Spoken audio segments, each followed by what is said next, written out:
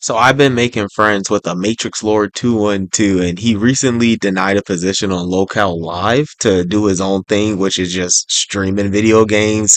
He currently has like all of the platinums in the world. Like his only goal is to collect all of the video games and platinum them. I think he could be pretty funny given the right direction, but he likes Doctor Who, and I got him to spurg out over Doctor Who, so we're gonna take a listen to that. And I will play it, and I will review it for you. Oh, by the way, Sunny Waffles, that game you were talking about, that is on, I found it, it's on PlayStation, right? So the next time I get paid, I think it's like 8,000 change, I will buy it, and I will play it, and I will review it for you. I'll give you credit to bringing it to my attention and mention you, and I will do a video on it. I will do a live stream on it. Okay, now I gotta give you a little taste of his reviews. 212 for another episode of the Soda Lesson. So today we are doing root beer from Stars and Stripes, which is Dollar Tree. And wow, that's delightful.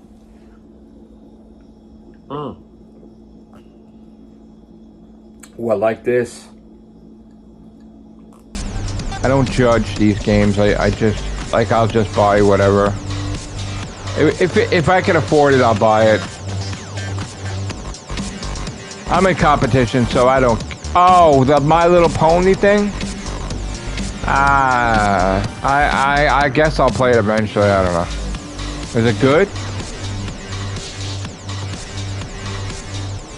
That would be a funny video. Matrix Lord 212 plays My Little Pony. Why not? Why not, yo? Watching Boogie last night. He was doing the Pokemon cards. That was pretty interesting. I love seeing him boost his channel and do stuff for his content. I hope he can get. I hope he puts out a lot of content on his channel I can watch. Like, people are interested the stuff that he used to do. So there is a demand for it on his channel. He definitely has potential to make money on his own, like separate from, you know. Why am I dying left and right? Dude, open this door. Bro, open this door, man. Come on. Open the goddamn door. Can we get... Oh, okay. Oh, it's like R-Type, this thing. Okay.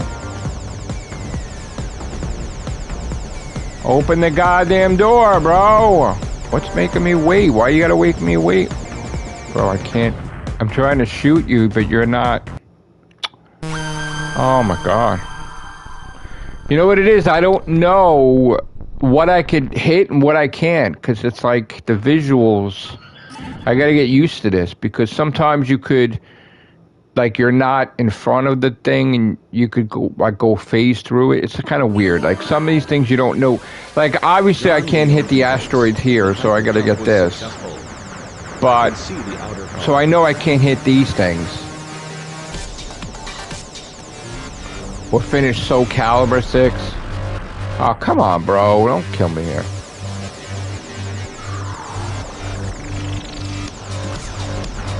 It's too... I don't like that. It's too much confined space, man. Like, bro, come on. Die, bro. Bro, come on, bro. Oh. I do love the graphics for this, though. I really do, actually. This is great. See, you know, I was playing Darius 1, I guess. I didn't really like it. Maybe because I'm used to playing Darius Twin on Super Nintendo. And I guess that was a sequel or something, but I didn't enjoy Darius 1. Come on, bro. Give me a break. I don't like this claustrophobia shit, man. Open this goddamn door. Open the door, man. What are we waiting for? Open the fucking door, bro. God. Why you make them wait? This shit I don't like either. Like, I want to get up there and get that thing, and this thing's in my fucking way. there, man. Come on, bro. Alright. Who's this guy shooting me? Bro, I'm gonna kick your ass. Bro, fuck off. Open the damn... This is what I don't like. This is my phrase for this game. Open the damn door. That's what I'm gonna keep saying to the end of the time. Open the friggin' door, bro. Bro, what the fuck? Open the goddamn door. Don't make me wait, man. I don't like... That's the one thing I don't like it. Open the goddamn door. I didn't know after I did the Rehovians cast that Who Culture made a freaking video, so now I probably got to do another cast or a video mentioning them, because now it's like I feared, everybody's talking about one thing that people are talking about, and then it's like multiplied, so everybody and their mother's going to be doing Doctor Who video, and then streaming, and then...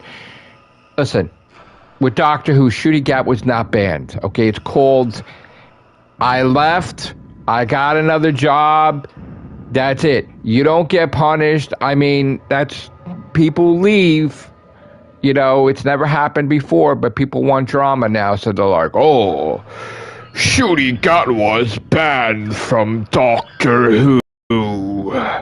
Stay tuned. No, he's not. Because anytime we talk about Doctor Who in the UK, they would block him out. So he's not banned. He does conventions. He talks about Doctor Who still.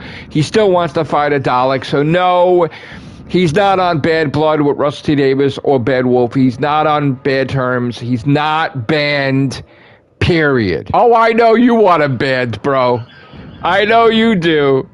I think I need to explain in context why I liked Interstellar Song Contest, right?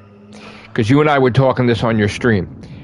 So, I know you didn't see the whole classic series, but one of the things of the classic series is that at some point, that once the trial of the Time Lords started, right? The Time Lords put the Doctor on trial saying he committed an act of genocide based off of evidence from the Matrix of Gallifrey, which is kind of why I got my name from, Matrix Lord. That and the Matrix of Transformers too. But anyway, so it was orchestrated and it was altered, the Matrix of Gallifrey. And we did see the Matrix of Gallifrey and Jodie Whittaker's tenure, which was also probably altered to show the timeless child shit. The Master had testified in court that the Valyard, and he says, as I've always known him, the Doctor. And then the Doctor's like, wait, did you just call him the Doctor? And it was like a holy shit moment back in the... So in other words, the Valyard was against... had a whole trial, and he was against the Doctor, and the deal was, if he won the court case, he would get his remaining regenerations. And for some reason, the Valyard could not regenerate anymore. So then they found out that in the future, somewhere between his 12th and final, which could have meant regeneration 900, you don't know, he becomes the Valyard, meaning something goes wrong, and he regenerates, and he's the most evilest son of a bitch.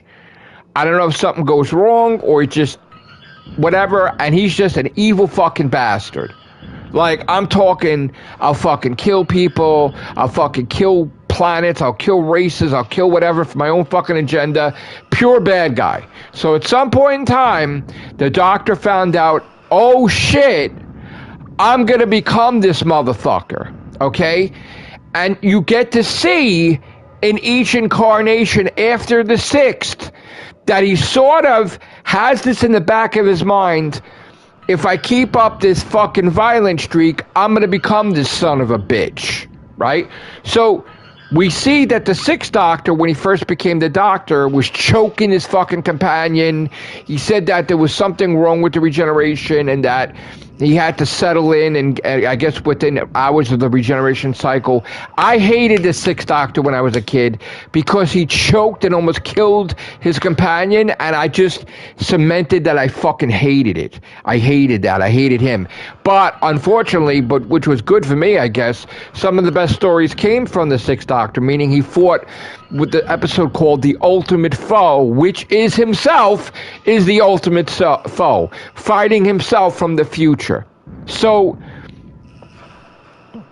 basically, the reason why I love the Interstellar Song Contest was the fact that it was a callback to how far will he go, knowing that something he does starts putting him down the dark path, and then when he regenerates, he's pure evil bastard, right? So he almost, and I know what you said, almost don't count, but at the end of Waters of Mars, he had that fucking ego, I'm the only one left. I could do whatever the fuck I want to do. I'm the only Lord of Time. And she had to snap him into reality, wake the fuck up, and then she killed herself, Adelaide Brooks. Remember that? So then he realized, what the fuck am I doing? I went too far. Oh my God, I see an Ood. Oh my God. So also, the 10th Doctor never used a gun. Why?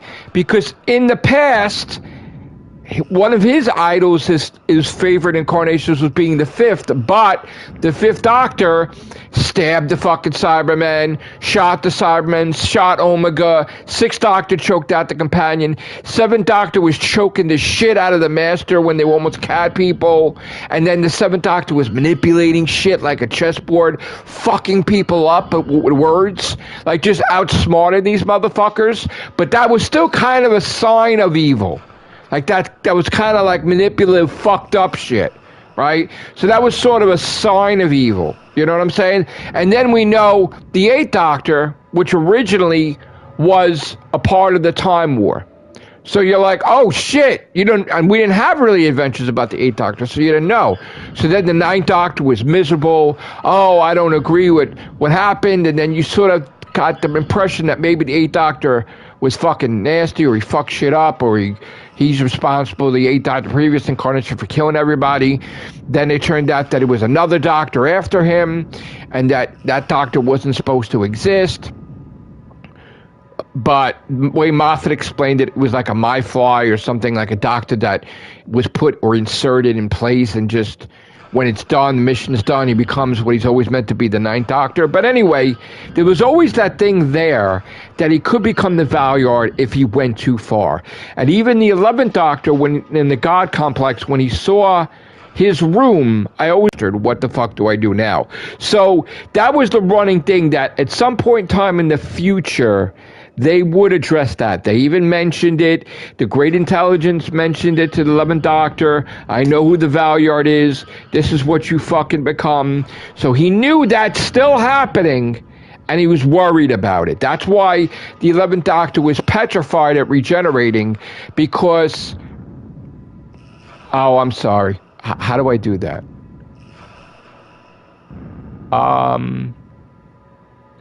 Good analogy. I am just technologically not savvy to do that. Let me see. So I asked him if he can make himself full screen. How do I expand that? You know what? It's a good question. It's like, how do I do that? I never even thought of that, actually. Start a new recording. I don't know. Well, you know what? I'll make it brief. I'm sorry. So, he was always going to become the Valyard. That was the thing. And there was the worry in his head. That's why he was afraid of regeneration. Not that he would be young or old, even though he didn't want to be old. But now that he knew he was going to be old, he regenerated old. But, like into Peter Capaldi. But he really didn't want to be old. But whatever. I don't know what I'm going to get. I might become evil. You know? And I get the impression that the toy maker was splitting the timeline and messing the timeline because he messed with his timeline, meaning he's responsible for the time the child or the Joe Martin doctor or something. He's like, did you like what the jigsaw I did to your history? So when we got the Interstellar Song Contest, we got and again, in the past, if you didn't watch, when the fourth Doctor, Sarah Jane Smith's companion, was kidnapped, he didn't give a fuck. He gassed the motherfucker with poison gas, killed those motherfuckers because you killed my companion. He didn't give a fuck. When the Doctor had to kill people, motherfucker killed people, okay? He was above that. He's an alien. He's not human. He didn't think like that, okay? He's an alien. So in the Interstellar Song Contest, the reason why I loved it more than anything, because it was connected to the classic series, to where, what if he went too far, motherfucker's going to become the Valyard. So he's torturing this guy, and he says, I'm not going to eat, I don't care, I'll just die, regenerate. But while I'm regenerating, I'm going to fucking torture you 3 trillion times. So he would torture him, somehow heal him, torture him, because he wanted this motherfucker to suffer, because he believed Belinda was dead. Fuck it. There's no companion that's here to fucking reel me in. Like when he got too far with the Rachnos and he was killing the spider creature and all her kids, Donna Noble's like, Doctor, you can stop now. Motherfucker would have killed the whole goddamn thing. He had the face. So left on his own, just like with Martha Jones out of the picture, that motherfucker tortured Family of Blood. He's like, you fucking did this, motherfucker. I'm going to trap your ass in the mirror. I'm going to throw you out a fucking airlock. I'm going to put you in fucking chains. He was like, fuck. Oh, shit. Motherfucking Doctor almost came to Valeria like 5 times when he was the 10th Doctor. Fucking, he was that close to being evil. That close. He didn't give a fuck. Right? And that's why when he was almost about to regenerate, he was talking to Wilf, and he was like scared, like, I can't use a gun, I can't do, because he knows he can't be the Valyard, that's it. So he was this close to becoming the Valyard. Meaning, maybe he would have did some evil shit, but then if he regenerated right after, fresh on the brain, subconscious, you're the Valyard now, okay? So that's why I loved it, is because it's something we didn't see every day. And for some, like Brandon thought that's not how the Doctor acts. Oh no, he's got that in there. Because again, when push came to shove, before we saw the timeline change, he did fucking kill everybody. He did fucking kill his own people with the Daleks. So the way I see it, the timeline was changed. Just like I felt the Sisterhood of Karn lied to him that he couldn't regenerate so they can make him a potion and create their own Doctor to trick him, thinking he can't regenerate. But when that mission was done, isn't it funny how the other regeneration popped right in there? Because it was held back. He was always supposed to be the 9th Doctor, and that thing was put inside in place of it. That's what I felt. And I feel with the regeneration count, it was a political thing that the Time Lords put that in there like term limits, so that way people wouldn't live forever. But then when it came to interfering with the livelihood of the Time Lords, they lifted the Time Lord limits of regeneration because they fought the Daleks, and the female Time Lord said, Time Lords soldiers are dying over and over and again endlessly, meaning that they lifted the sanctions that stopped the regeneration limits. So they made it where they can regenerate indefinitely to try to find a solution to defeat the Daleks, to live on, to find a solution to save Gallifrey. So they lifted it for all Time Lords, not just the Doctor too. And that's why, because he's not on Gallifrey to know the politics of it, was not aware that he could regenerate indefinitely. You know? And also too, you do have Clara, as one of the shades of Clara is Gallifreyan, living on Time Lords as maybe a Time Lord, and she's probably the one that kind of was the voice in Rassilon's ear to give him unlimited regenerations, because she was probably on the council, and no one's going to arrest her because she was Gallifreyan, she was a Time Lord. So that Clara, yeah, that Clara was a Time Lord or Gallifreyan, and who knows what the fuck happened to that Clara. Just like the other Clara, with some reason she went to silent to the library, I don't know why. She's a soldier, and she's watching over the 10th Doctor for some reason. So, you know. So, yeah, that's why I enjoyed it, the Stellar Song Contest. Not because of... because I'm glad it wasn't a musical. I don't want a musical. Okay, I want an episode of Doctor Who. And I did like, even though I was against the bi-regeneration, I did like the Ronnie regeneration. Yeah, that was pretty cool. So that's why I don't change my rating. I still love that episode. I really did. I was saying that it was going to be the worst episode ever before I saw it, prejudging it, but I loved it. And if I love it, I don't give a fuck what anybody thinks. I'm going to tell you, I love it. I love Rings of Akaton. People think I fucking love it because the way I look at that episode, if you never watched Doctor Who before, you could jump on that episode and go forward. That's a jump on. That's a jump on episode. I love that episode to death. Love it. Nobody can tell me different. So,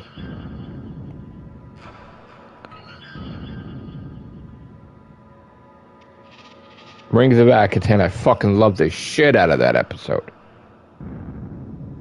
Love that shit. I fucking could watch that shit over and over and over. That was like one of my favorites of Matt Smith. Of course, I'm biased too for Angels Take Manhattan because I was there while they were filming Angels Take Manhattan. I fucking went to shake Matt Smith's hand and the cops jumped in front of us because they thought, oh my God, we got to secure his safety because we don't know you.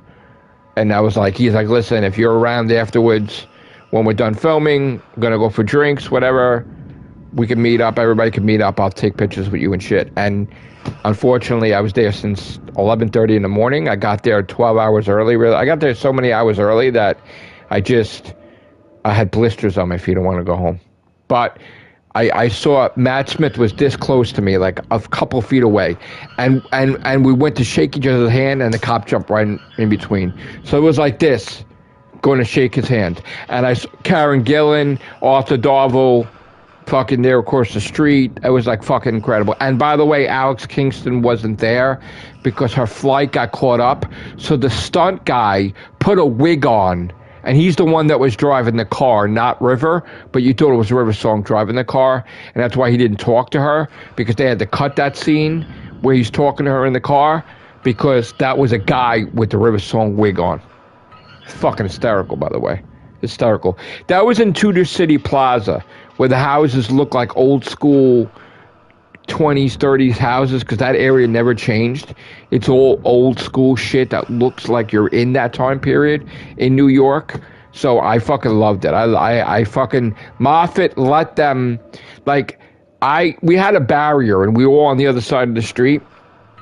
I crossed the barrier and he was right across the street, and he gave the nod for them to allow me to film the old cars.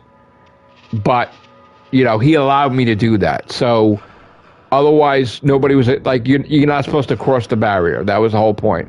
But I was allowed to. So I still thank him to this day for allowing me to film all my content for my YouTube channel. So that's why Angels Take Manhattan is another favorite of mine. But I'm biased with that because I was there. So, anyway, I'm mixing Doctor Who with gaming. Sorry.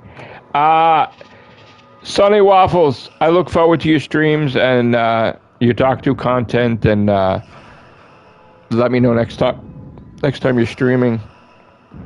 I'll pop on.